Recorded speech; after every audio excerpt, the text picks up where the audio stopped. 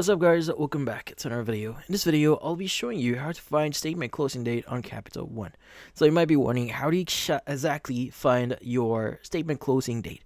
So we all know that a statement closing date here is actually related to your statement, or in this case, your billing cycle. Now, for every billing cycle that you have, or you'll be getting, or any statements you'll be getting, you'll notice like two dates on it. Now, we'll be exploring those two dates, and in this case, how do we exactly determine what's your closing date on it? So let's head over to a sample statement that you could actually get. So this is sample statement that you may get on your mail or your email here.